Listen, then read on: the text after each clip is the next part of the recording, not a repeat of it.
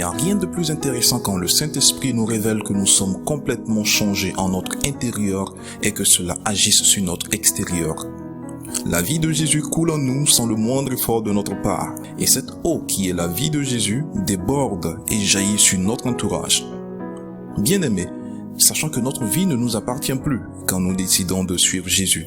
Notre esprit, notre âme et notre corps doivent obéir à la volonté de Christ, car Jésus veut nous transformer complètement et il peut le faire. Quand nous lisons la Bible, la parole de Dieu, il y a ce message qui apparaît implicitement comme explicitement. Faire tout à 100% pour Jésus.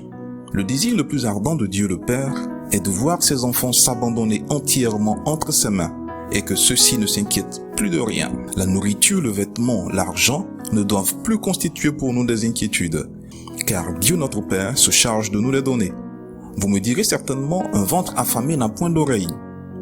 Mais moi je vous répondrai au contraire, qu'une personne affamée est plus facile à utiliser par Dieu. Notre Père nous a fait la promesse suivante. Tout ce que vous demanderez en priant, croyez que vous l'avez déjà reçu et vous le verrez s'accomplir. Si nous n'avons pas ces choses, c'est parce que nous ne demandons pas. Et même si nous le demandons, nous le faisons souvent pour satisfaire notre propre convoitise.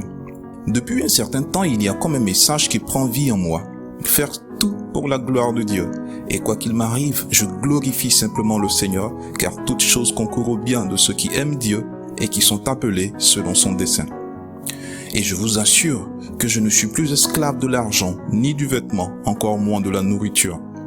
Je ne dis pas que ces choses sont mauvaises, loin de là. Mais Dieu lui-même me les donne quand il veut, car comme l'apôtre Paul l'a dit, je sais vivre dans l'humiliation et je sais vivre dans l'abondance.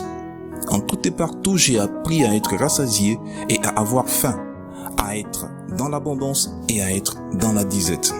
Ne vous est-il jamais arrivé de vous poser la question de savoir pourquoi Jésus identifie-t-il son Église à des brebis? Sachez que la brebis ne peut rien décider d'elle-même. Elle dépend entièrement du berger. Elle le suit aveuglement sans réfléchir, que ce soit à la boucherie ou pour la tondre. Je dis aveuglement parce qu'aux yeux du monde, c'est une folie de croire en l'évangile. Mais à nous qui sommes sauvés, c'est un trésor et une puissance. Nous devons donc suivre Christ comme des brebis. Notre vie chrétienne ou notre vie de disciple du Christ doit être une imitation parfaite de la vie de Jésus-Christ sur terre. Il est vrai qu'aucun de nous n'était présent lorsque notre Seigneur et Sauveur Jésus était sur terre. Mais nous avons la Bible, et plus précisément le Nouveau Testament, qui relate comment Jésus a vécu sur terre, comment il a pu résister aux tentations du diable, quelle était sa mission sur terre, comment organisait-il ses journées. En un mot, nous devons être des imitateurs du Christ dans tout ce que nous faisons. Et pour y arriver, laissez-moi vous montrer une voie par excellence. Face à toutes les situations auxquelles vous êtes confrontés, posez-vous cette petite question. Que ferait Jésus à ma place? Et surtout, obéissez à la réponse que le Saint-Esprit vous donnera. Et vous verrez que très bientôt, vous serez à 100% pour Jésus. Encore une fois, frères et sœurs, ne nous inquiétons de rien. Au contraire, renonçons à tout ce qui occupe une place de choix dans notre cœur. La convoitise, l'amour du monde et des choses qui sont dans le monde, l'amour des richesses, le plaisir sous toutes ses formes. Et disons à Jésus, nous sommes tout à toi. Sachez que nous sommes dans un monde où celui qui gagne perd et celui qui perd gagne.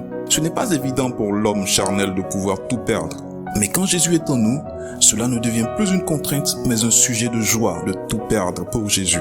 De nos jours, nous sommes dans un système où il est difficile de véhiculer le message du renoncement à soi.